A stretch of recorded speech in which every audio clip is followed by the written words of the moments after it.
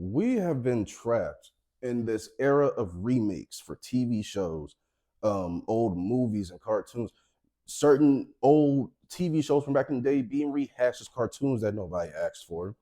Certain movies from back in the day now being turned into TV series and that have been rehashed. And I'm not saying these are all inherently bad, but we've been trapped in this space of reboots and remakes for a while, quite a while. And I know they've always been like that, but we're not even like some of these old horror movies and thriller movies and stuff are rehashes of movies that came out like in the 70s or 80s whenever I would read up about them. But now it's like you drop one movie that was supposed to be part of a trilogy, nothing happens, or maybe it gets two out of the three movies in, and maybe another 5 to 10 years later, give or take, a reboot of that reboot is already being rebooted. Like it's too much going on, and we can't seem to find our way out of this purgatory of reboots and remakes. So why exactly is that the case? And I wish I had an answer for how long it will take for us to get out of it, but technically reboots and remakes are never going to change. It's more so that almost everything that's coming out is a reboot or remake is the bigger issue. But at least we can try to cover why we're trapped in this space of reboots and remakes and just figure out, at least, I'll try to figure out and deduce a few reasons as to why we're in the space and we're most likely not going to leave. First, new material for a new audience that wasn't able to experience whatever show or movie. They rehash the material for the new audience that is more important in the market. Teen Titans versus Teen Titans Go is a key example of this. Teen Titans in my generation as a millennial, this was like after school, get home, first thing you're seeing, or one of the first things you're seeing is Teen Titans. You'll probably see it in the evening time as well. The old video game, the Flash game that was on Cartoon Network. That's the Teen Titans that my generation is more familiar with. At some point, Teen Titans Go came across, and I was shocked to find out that it actually lasted quite a while. It lasted for 8 seasons, I believe. So Teen Titans Go obviously had an audience, but I know for me, when I saw the original commercial years ago, and one of the main details, I just don't care to look at it, even though I've heard it's actually good if you give it a chance. So maybe I'll work up the nerve to do that. But the one thing for me was just the animation and the art style. It was obviously made to be more childlike. And from the clips and stuff I've seen on Twitter over the years and, seeing the little glimpses on YouTube and stuff, it's obviously more childlike material. It's not meant to be as dark and as serious as the Teen Titans that I grew up with, where, of course, the art style was more literate. These weren't like little sprites with bobbleheads. You know what I'm saying? Like these were more realistic, like scaled versions of what these characters would look like. Like you have a better idea of what they would look like in real life. Like I'm pretty sure if Cyborg from Teen Titans was standing right next to me, I think he would be, well, depending on which version. Okay, that part of Teen Titans Go was actually cool. I think that was from the movies where they brought in all the different versions of the Titans and Teen Titans. I think it was in the Teen Titans Go movie. That was actually pretty cool. And you saw the different versions of Nightwing slash Robin, Cyborg and Raven, Starfire, and all them. Yeah, it was cool. That part I have to give him. That was pretty cool. But I have at least an idea or can imagine what he would look like, standing next to me. So Teen Titans Go, or rather Teen Titans, the original Teen Titans cartoon, was definitely more serious in design, meant for, I guess you can say, more teenage boys than anything. But you guys get the point. The original Teen Titans was definitely fun, but very much more on the grown side of things, closer to it, with darker concepts, whether we knew it at the time or not. Versus Teen Titans Go, more for kids. They still sprinkle the whole secret society stuff and concepts and stuff in there. So they still kind of touch on that, but they make fun of it more than anything. They break the fourth wall, which can be funny. And again, that one scene in the movie where they brought in like all versions or almost all versions of Titans or Teen Titans across realities, loved it. That was great. My whole point being that the original Teen Titans, with the art style, the tone, and the direction it was heading into, even up until they canceled it, the thing with Terra, Slade's demise, but then rebirth and all that stuff, little kids is usually not meant for them to see that type of material. So they had to rehash that old material in tone and design, the way that the crimes will be solved and stuff. Because let me tell you something, if you're a toddler, if we're talking like 5-year-olds, and they was to see Raven's episode of when she was scared to admit herself, or admit that she was scared, and that somehow produced a shadow monster created of her power that was picking off the Teen Titans one by one. Yeah, if I was scared of that as a preteen, if not a teenager, pretty sure 5 year olds, 6 year olds, that's just gonna mess them all the way up because that was a different episode at the time, right? With I think it was Control Freak, the TV guy.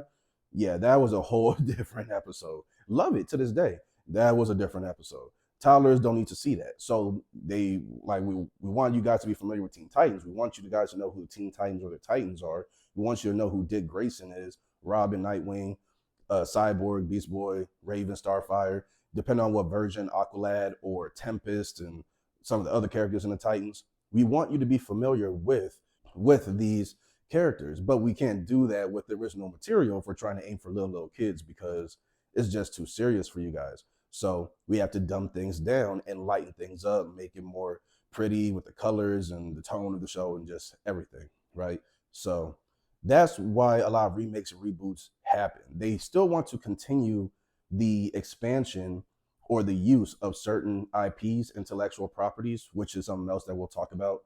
But they're depending on what audience that you want to show this material to, you need to adjust how it looks. You may have to, like, say horror movies from back in the day to now, or even Pokemon. I'll scratch that. Let's even go with Pokemon, which has always been child friendly and childlike, but over the years, certain series and versions of Ash were more serious, whereas some of them, Black and White, he was basically a beginner all over again, even though literally completing like the best he ever has in a tournament up until that point in Kalos, but then he went to Unova and it was just steam in his brain. Like that was terrible. But even that type of switch happened because they wanted to be a soft reboot and they wanted the material and the tone of the show to not be as serious as it was with the XYZ series with the Kalos region, so that kids could still be into it. Because at the end of the day, Ash and Pokemon are meant to be for kids. They're not really meant for people older, such as myself. The creators know that my generation grew up with Pokemon, so chances are we're just gonna stick with it and ride it out for majority of the rest of our lives. Unfortunately, that means by us getting older, we're going to see more mature tones and suggestions, and it's still meant to be a kids show, so they can't do that. So that situation is a little different, where they probably were tempted, and in a way, did kick things up a little bit in terms of maturity for the tone and the way that the show presented itself. But at the end of the day, it's a kids show, so their situation was more about sticking to where they were instead of adjusting to where the original audience for Pokemon throughout all these years, my generation, millennials, and we growing up, and now the show has to grow up with us because that's not always a good thing. My second point, for some of these different shows and movies and things, the other reason that they will do the remakes or reboots is because sometimes, I don't think this is too often, but sometimes they are a natural continuation of the story. It's like I kind of alluded to in the beginning of the video, it's very common for certain movies and intellectual properties to be cut short, such as, for example, the Divergent series, even though it was 2 installments in on a trilogy, so they only had to put out one movie. But apparently, the Divergent series was doing so bad and strayed away from the source material so much that people just didn't think it would be a wise investment. So we can also most likely look forward to a new, rehashed, rebooted, an updated, probably more updated version of the Divergent series at some point in the future, especially because the original trilogy was incomplete. Personally, I liked it. Granted, I only saw the second installment of it. I eventually went back to look at the first installment, and I still think it was cool. I didn't read the books, so I was just, easy to satisfy when it came to that. And it was cool. At its moments where I was kind of like, but it was cool overall. So when I found out the third one wasn't coming out, I was actually fairly disappointed. And the sad part is there's not necessarily any way of telling when or if this series is going to be picked back up. And if someone does announce that Divergent can make a comeback with a whole different cast, because the original cast is just going to be significantly older. So if there is a chance that the Divergent series will be picked back up for a new series, either as a TV show or as a movie trilogy again, which I think I would prefer them to kind of go stick with the movie format, and because it's kind of the same vein as Hunger Games, Divergent, Hunger Games, all that stuff. They're in the same breath. So like I can't imagine Hunger Games being a TV series. but I can. So same thing. I can't imagine the Divergent series being a TV series, but hey, anything's possible. But it would be the same thing. So maybe we'll hear about that in the future, where they may go the Percy and the Olympians route, where they did the movie. It was supposed to be a third one, another trilogy that was cut short, which actually I think is supposed to go further than a trilogy because there's a lot of Percy Jackson books. But they only did the first two, and again, neither of them stayed with the source material too well, nor did they just execute it that well. So they decided to scrap it, and we haven't seen anything until last year or early this year, and when the Percy Jackson movies were rehashed and they were put back up as a TV series with a whole new cast, better pacing and all that stuff. And apparently the execution is much better this time around. So I'll probably give you, or rather, I'll probably look into that at some point. So Divergent, while I can't see them doing that, taking the Percy Jackson route, I can see them rebooting it and trying to go to fulfill the trilogy of the story once again, just starting from scratch with a whole new cast. Another series that just came to mind when it comes to series that have been shut down for so long that they've practically been forgotten. They probably even crossed generations. But then after a decade or two, they basically rebooted and finished everything up. Would be the, I don't know the actual name of it, but basically like the Split trilogy, Split or Glass. I forget what the original movie was called, the one that had Bruce Willis in it. It was directed by M. Night Shyamalan. I can never pronounce that guy's name, so hopefully I didn't butcher that. But I'm pretty sure it's M. Night Shyamalan. Apparently, when he released the Bruce Willis movie, which one was it? Unbreakable. That's the one. The one that had Bruce Willis and Samuel L. Jackson in it from the early 2000s. That was Unbreakable. By the time that the second movie Split, even though it was a standalone sequel, it was still a sequel and a continuation of the story. It took over 15 years, which essentially he crossed generations at that point. Apparently the first Unbreakable movie was so, I guess, such of a shocker. Like there was a lot of shock value in I guess an unpopular response to the movie, that M. Night basically dropped the movie and just let time pass. But apparently over time, a lot of people's tone towards the movie shifted to more positive opinions of it, and to the point where there became, or rather grew, another demand for the movie and the series to be continued. Hence, he felt more comfortable and confident to pick the series back up by producing and putting out the second installment of the series, Split, which apparently was received very well, because not long after that, maybe a couple years or so, is when Glass, the final movie of the trilogy, was finally produced and put out, and the series has entirely been completed. So now you can watch Unbreakable, Split, and Glass front to back with the original characters. At least Bruce Willis and Samuel L. Jackson, and maybe some other people that I'm not aware of because I haven't seen Unbreakable yet. But yeah, the original cast is there. So sometimes, while it wasn't planned, that is a benefit. There is a natural continuation of the story as we know it, but maybe some other details did get in the way as to why the second or third movie were never produced until a decade and a half later, when the stars align a little bit prettier, and then these things can happen. The third reason why we seem to be stuck in reboot, remake, the pit, people may not like this, but we usually ask for this type of stuff. That's probably one of the biggest pros, but at the same time cons of us being in a technologically advanced society, which is we no longer, or rather, I guess, producers, actors, and whatnot, no longer have to wonder as much about what we as consumers of all this stuff want to see. It's very easy for a series finale that's a shocker, that closes up a story perfectly, to like, and everyone loves it. It gets universal acclaim, it gets awards, all this other stuff. It's very easy for a show like that or a series like that to come to a close, but then there is one or maybe two other characters that were so pivotal to the story, but we don't know anything about them, especially if they play that trinket or that trope of trying, like, maybe the main character or the second main character in the story tries to get additional information on somebody or a group of people, and they just shut it down. They're like, you don't need to know about my past, you just need to know about the fact that I'm here and ready to do this and that and da. It only increases the level of curiosity. So even when one series ends, within 5 minutes, within seconds really, actors, producers, and whatnot, they just gotta go on social media. They'll see people loving it, they'll see people hating it, they'll see people that are like, hey, it's cool. I ain't crazy about it, but I don't hate it either. It's cool. And only within, like, even if you give it a day, but frankly, just give it some minutes. Once that series comes to a close, there people are already looking at, yeah, but what about this person or this person? Like, I can't believe that they closed the series and didn't give any background to this person who was pivotal and they did this and that. We never knew we could trust this person or these people until the very end. We need more about this person, right? It's basically like Bridgerton, the first two books that came out first, like the TV series on Netflix, and then we got the prequel Queen Charlotte.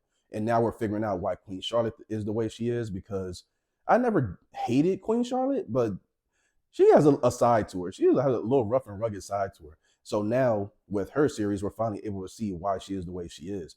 But I'm pretty sure a part of that, at least with the original books that came out, because I'm just now figuring out there was a lot of Bridgerton books. And I'm pretty sure part of that, even if it was originally planned by the author and the producers of the show, there was most likely a demand of, hey, we've read about Queen Charlotte in the first book of Bridgerton, the second book of Bridgerton, however many books that came out before her prequel book did, right? I'm pretty sure there was a demand because she's not the worst person to be in the show, but she can be a little rough at times. And it just makes you wonder why she is the way she is.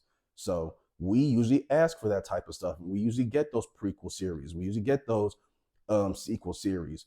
Whether you have the original Star Wars trilogy, and I don't know about the old heads, but it would only make sense to me that the old heads at some point when Darth Vader and Anakin were around, that they will want more information on him and what led to him becoming Darth Vader, enter the prequel series, which I think a lot of people dislike. I liked it growing up, but hey, I'm easy to please. And now the sequel series, the sequel trilogy, that's the one that just seems to be hated like all the way around. Like, I'm not even that crazy about him. Oscar Isaacs is great, but the series or the movies overall, I'm just not crazy about. And according to most people, the Skywalker saga was a saga that we didn't ask for. So that kind of goes against the point, but generally speaking, this is how we work. We usually make it known these days of, hey, what's going on with this character, this too, this person's story wrapped up, but we still need to know about this person and this and that and all the other stuff. So to a degree, we're asking for this. So those are my top 3 main reasons as to why we're stuck in the pits of remakes and reboots. But I'm going to throw in a few extra quick reasons here that are obviously much more on the nose. For example, 1, production companies are playing off of nostalgia to drive the success of the movies that they're putting out. This kind of piggybacks off of my last point, but I'm going to make these separate. You can definitely use nostalgia to produce movies and TV shows that are nothing more than cash grabs because of the level of hype that maybe previous generations attached to the IP, but my generation may know nothing about it. But because we know how popular this was, because our parents talked about it, maybe even the grandparents were talking about it, just people much older than us were talking about it. And now we're like, hey, we're getting our own version of this. Let's go ahead and give it a look and see what's up. Or for some of us who grew up watching some older shows that, so say, were before our time, maybe a little bit, but we were just into it as kids. Now we get to compare the original material, especially if we agree that it's great, to the newer material and see what's different. And do you love it? Do you hate it? It's more updated because of social media and technology versus the old one was based in the 80s and 90s and all that stuff, right? So it can be a cash grab, but it's possible for production companies to produce a cash grab show or series that they actually get right, that they care about getting right, but also they make great money off of it, which is fine. But then there you got some other ones that are just cash grabs, and that's just that. Like, they don't seem to put in too much effort. They don't care about expanding the story in a way that makes sense. There's too many, pitfalls in the plot and all this other stuff. I'm not an analyst when it comes to that. I'm not good at that. I just like to see what I see, and if I like it, then I like it. If I don't, I don't. But there are people who can track that type of stuff, and they have it all up here. So for some of those people, that's a pretty big deal. Another quick reason is some IPs, like superhero characters and stuff, like Spider-Man, Wolverine, X-Men, Superman, Batman, Joker. These type of IPs, these type of characters are never gonna die. They're never gonna, like, I can honestly see these characters, like, even from now at 2024, I'll give it to 2100. I can see all of these brands, all of these characters But if none of them else, if nobody else, I can see Spider-Man lasting until we hit the next century. I can see that. Spider-Man to me is not going anywhere, from the little kid looking cartoons to the more mature looking cartoons with darker tones to the live actions, whether they were more comic book faithful, such as Tom Holland Spider-Man, which some people of course like, some don't. I like it.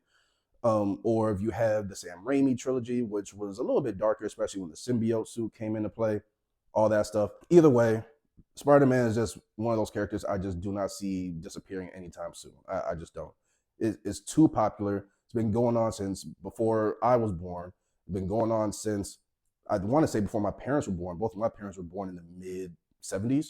So they grew up on Spider-Man, Batman, all these characters. They knew who they were. That's why when the Justice League cartoons and Justice League Unlimited came out, and if you were kids and you interacted with your parents and you bring up certain superhero names, they're going to be like, how do you even know about that?